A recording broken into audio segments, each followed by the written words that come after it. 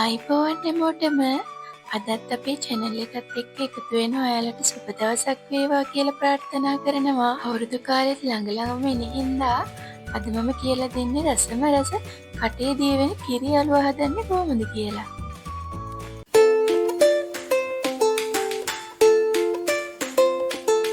මම මෙතන හාල් පිටි ග්‍රෑම් 300ක් අරගෙන තියෙනවා. ඒක මේ විදියට මීඩියම් හීට් එකේ විනාඩි 10ක් විතර හොඳින් මැද ගන්න ඕනි. ඔයාලට කඩේ තියෙන හාල් පිටි උනත් ගන්න පුළුවන්.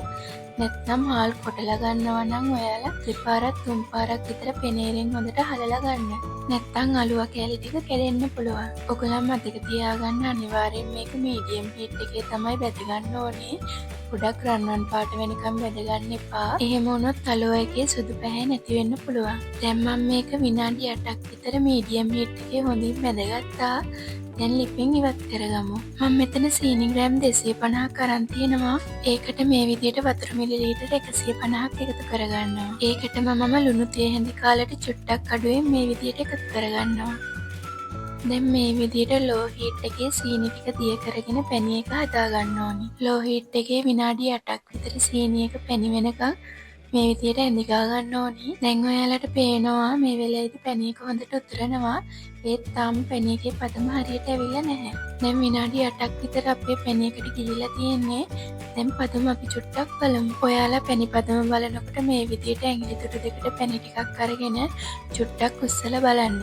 එතකොට සෙන්ටිමීටරයක් විතර දිග නූලක් ඇදෙනවා නම් පැණි පදම හරියටම ඇවිල්ලා තියෙන්නේ. දැන් අපි මේක ලිපෙන් ඉවත් කරගෙන හොඳින් නිවෙන්න තියන්න ඕනි. දැන් අපි අලුව එක හදාගන්න ට්‍රේ එකට කලින් මැදගත්ත හාල් පිටි වලින් ග්‍රෑම් 50ක් ඉවත් කරගන්න ඕනේ.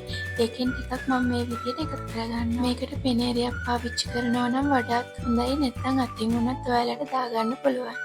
දැන් මම කලින් බෙදගත්ත හාල් පිටි වලට පොඩියට කුඩු කරගත්ත රටකචු ටිකකුත් මේ විදියට එකතු කරගන්නවා. රටකචු එකතු කරන එක අත්‍යවශ්‍ය නෑ.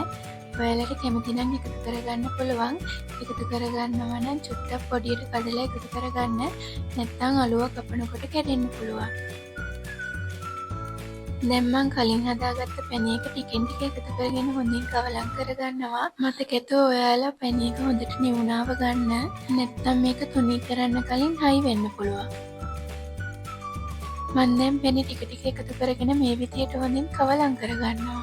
ඔයාලට හැන්දක් නැතුව අතින් උනත් මේක හොඳට කවලම් කරගන්න පුළුවන්. දැන් මම අතින් හොඳට මේ විදියට ගුලියක් වගේ හදාගන්නවා. මේ විදියට හදාගත්තට පස්සේ අපි බටර් මේසෙනි දෙකක් එකතු කරගන්න ඕනි. බටර් එකතු කරගත්තාම අලුව එක හරිම රසයි.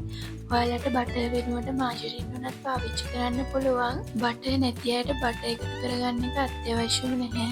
බටර් ටිකත් මම මේ විදියට හොඳට කවලම් කරගන්නවා. දැන් මං අලුව මිශ්‍රණය ට්‍රේ එකට දාලා හොඳට තුනී කරගන්නයි යන්නේ. ඒ වගේම මම මතක් කරන්නම් ඔයා අපේ channel එකට අලුත් කෙනෙක් නම් අපේ channel එක subscribe කරලා ළඟම තියෙන bell icon එකත් click කරලා තියාගන්න. එතකොට අපි වීඩියෝ එකක් දැම්ම ගමන්ම ඔයාලට බලා ගන්න පුළුවන්. දැන් අපි හොඳට තුනී කරලා බෙදගත්ත හාල් පිටි ටිකක් මේ විදියට උඩින් එකතු කරගන්නවා. මේ විදියට අලුව හැදුවම හරිම රසයි. සතියක් වුණත් තියාගෙන කන්න පුළුවන්. පරණ වෙන්න තමයි අලුව එකේ රස වැඩි වෙන්නේ.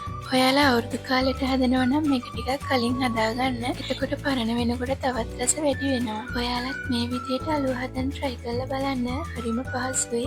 වරදින් නැතුව හදාගන්න පුළුවන්. ඒ වගේම රෙසිපි එක සම්බන්ධ මොන හරි ගැටලුවක් තියෙනවා නම් පහත comment section එකේ comment එකක් දාන්නත් අමතක කරන්න එපා. Thank you.